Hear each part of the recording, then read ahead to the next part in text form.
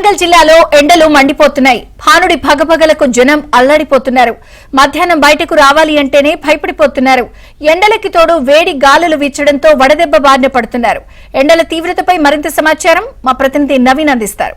నవీన్, ఉమ్మడి వరంగల్ జిల్లాలో ఎండలు దంచి కొడుతున్నాయి. భానుడి భగభగలకు జనం బయటకు రావాలంటేనే భయపడుతున్నారు. మొత్తం జిల్లాలో 46 నుంచి 47 డిగ్రీల ఉష్ణోగ్రతలు నమోదవుతుండటంతో ఆందోళన వ్యక్తమవుతుంది. ఎవరు కూడా మిట్ట మధ్యాహ్నం అయితే బయటకు రావడం లేదు. అత్యవసర పనుల నిమిత్తం వచ్చేటువంటి వాళ్ళే బయటకు వస్తున్నారు. ఎండలతో జనం ఉక్కిరి బిక్కిరి అవుతున్నారు. ఇళ్లలో ఏసీలు కూలర్లు కూడా పనిచేయనటువంటి పరిస్థితి, అంటే ఆ ఎండ వేడిమికి ఏసీలు కూలర్లు కూడా పనిచేయనటువంటి పరిస్థితి వచ్చింది. ఇక వృద్ధులు చిన్నారుల పరిస్థితి అయితే మరీ దారుణంగా ఉంది. ఎవరు కూడా వాళ్ళు బయటికి వస్తే అస్వస్థతకు గురవుతున్నారు. వడదెబ్బ దాగి ఆసుపత్రుల పాలవుతున్నటువంటి దృశ్యాలు కనిపిస్తున్నాయి. ఇటు వరి ధాన్యం ఇప్పుడు తెంచే దశలో ఉంది. వరి ధాన్యం తెంచేటువంటి వాళ్ళు రైతులు ఇబ్బంది పడుతున్నారు. ఇటు మిర్చి పంట ఏరేందుకు కూలీలు కూడా తీవ్రమైనటువంటి అవస్థలు పడుతున్నటువంటి దృశ్యాలు కనిపిస్తూ ఉన్నాయి. ఇక సింగరేణి ఓపెన్ కాస్ట్ మైన్స్లోనైతే దాదాపుగా 49-50 డిగ్రీల వరకు ఉష్ణోగ్రతలు చేరుకుంటున్నాయి.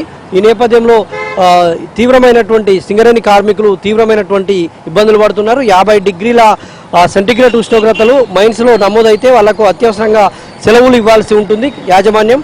కానీ 50 డిగ్రీల ఉష్ణోగ్రతలు నమోదవుతున్నా కూడా సెలవులు ఇవ్వకపోవడంతో కార్మికులు ఆందోళన వ్యక్తం చేస్తూ ఉన్నారు. ఇక వివిధ పనుల నిమిత్తం బయటకు వచ్చేటువంటి వాళ్ళైతే తీవ్రమైనటువంటి ఇబ్బందులు పడుతున్నటువంటి దృశ్యాలైతే కనిపిస్తూ ఉన్నాయి.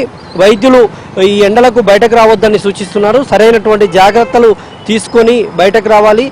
వడదెబ్బ తగిలితే వెంటనే ఆసుపత్రిలో డాక్టర్ వద్దకు వెళ్ళి చికిత్స చేయించుకోవాలని చెబుతూ ఉన్నారు. వివిధ రకాలైనటువంటి సూచనలు కూడా వాళ్ళు చేస్తూ ఉన్నారు. శీతల పానీయాలకు గిరాకీ పెరిగింది. శీతల పానీయాలకు ఇటు కూల్ డ్రింక్స్ కావచ్చు, జ్యూసులు కావచ్చు, వాటి దగ్గర జనాలు ఎగబడి తీసుకుంటూ ఉన్నటువంటి పరిస్థితులు కనిపిస్తున్నాయి. ఇప్పటికే వడదెబ్బకు ఉమ్మడి వరంగల్ జిల్లాలో ఇప్పటివరకు 3 చనిపోయినటువంటి పరిస్థితి ఉంది. అధికారులు కూడా ముందు జాగ్రత్త చర్యలుగా సూచనలు అయితే చేస్తూ ఉన్నారు. బోర్డులు కూడా పెడతా ఉన్నారు. అక్కడికక్కడ ఎండకు సంబంధించినటువంటి ఎండ వేడిమికి తగినటువంటి జాగ్రత్తలు తీసుకున్న తర్వాతనే బయటకు రావాలని బోర్డులు కూడా పెడుతున్నటువంటి పరిస్థితి ఉంది.